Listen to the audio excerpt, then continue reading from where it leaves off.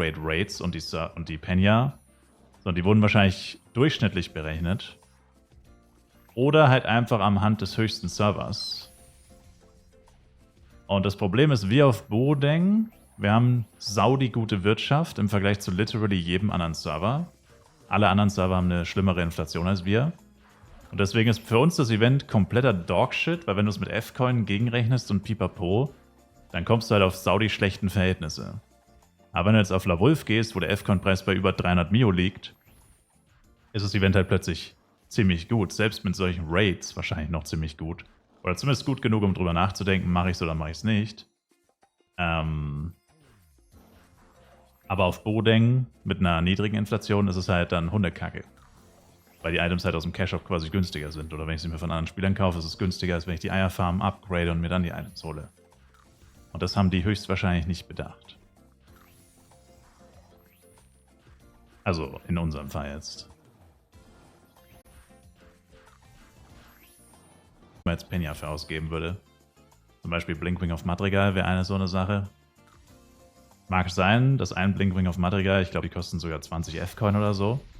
Mag sein, aber ich würde nie im Leben 20 F-Coin für einen Blinkwing auf Madrigal ausgeben. Nur über meine tote Leiche. Das musst du auch noch dazu rechnen. Nicht jeder braucht jedes Item. Meistens erschließt sich der Wert ja aus dem teuersten Item. Oder halt aus dem einzigen Item, was jemand braucht, je nachdem, was er braucht. Ich glaube nicht, dass es sehr viele Leute gibt, die alles so rechnen würden. Also mit F-Coin-Preis. Das sowieso nicht. Grenze, wo ich sage, es wird mir zu nervig. Ehrlich gesagt, ist es mir jetzt schon zu nervig geworden.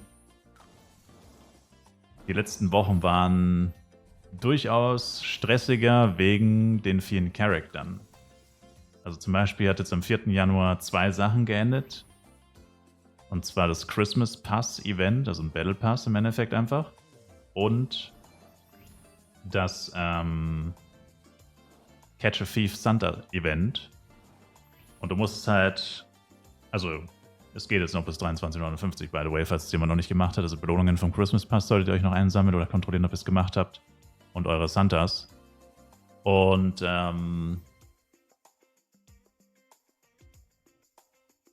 da ist es so, dass das halt, wenn das beides auf einen Tag fällt und 4 Tage vorher hat ja noch der andere Battle Pass gescannt, der normale Battle Pass, dass das halt immer schon ziemlich viel Arbeit ist. Also musst du halt dann gucken, dass jeder Char fertig wird und so. Also ich mache es ja momentan nur mit 15 Chars. Ich habe den 16. habe ich entfernt, weil er mir zu nervig war und ich ihn einfach nicht benutze. Also er ist einfach nutzlos, der Char.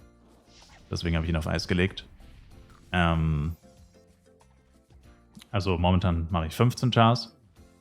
Und das ist schon ganz schön viel Arbeit, wenn du halt am paar Tage vorher dann halt anfängst, die Battle Pässe abzuschließen und so, musst du halt dann jeden Tag auch wirklich eine halbe, dreiviertel Stunde oder manchmal sogar noch mehr investieren, dass die auch wirklich alle fertig werden. Du musst überall gucken, was braucht er noch, wie viele Punkte braucht er noch, welche Missionen hat er noch offen und so.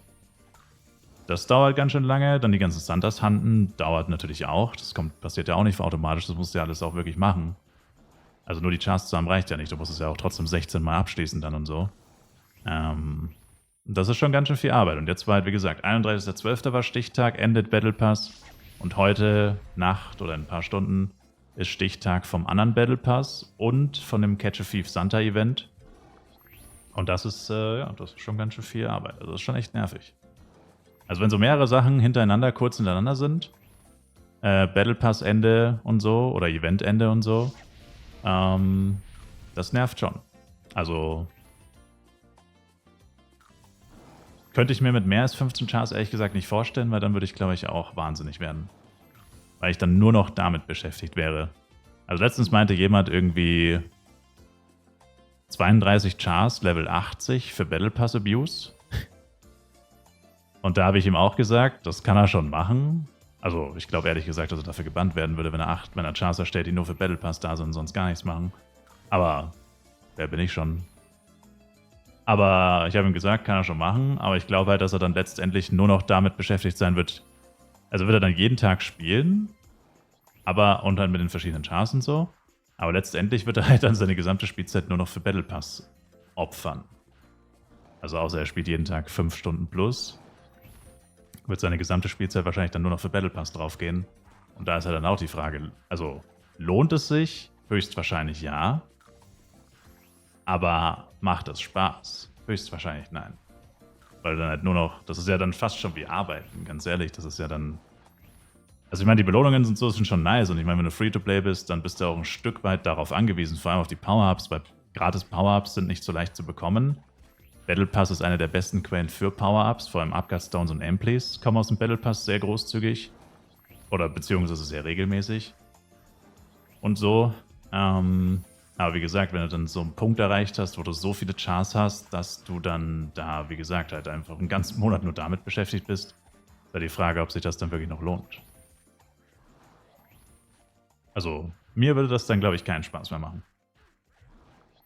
Momentan ist es ja wirklich so, ich spiele ja die Chars auch wirklich. Also, ich kann nicht jeden Tag jeden Char spielen. Ich meine, wie soll das funktionieren? Aber ich benutze mein WP und also ich benutze fast alle meine Chars fürs Clockworks-Farmen. Für verschiedene Events habe ich meine Chars schon benutzt. Also ich probiere zumindest sie ein Stück weit zu nutzen. Genau. Also es ist nicht so, dass ich sie nur einloggen, nur für Battle Pass und dann wieder offline nehme. Ist der NPC einen Tag länger da zum Einlösen? Nein. Entweder er ist instant weg oder er steht noch 2 Wochen in-game. Es gibt literally nur diese beiden Alternativen. Entweder instant weg oder noch 2 Wochen. Die Vermutung hast du auch, hast du ihm das Spiel gezeigt, aber sobald er bei seiner Perle ist, darf er nicht mehr zocken. Klingt nach einer gesunden Beziehung. Die Male, wo ich auf XP geachtet habe, oder zum Beispiel, wenn ich einen 24-Stunden-Stream gemacht habe früher und gelevelt habe, kann ich nur sagen, Flife macht wesentlich weniger Spaß, wenn du die ganze Zeit nur auf deine XP-Leiste guckst. In fact würde ich sogar fast behaupten, es macht überhaupt keinen Spaß, wenn du nur auf die XP-Leiste guckst. Ich erfreue mich lieber an Drops und so.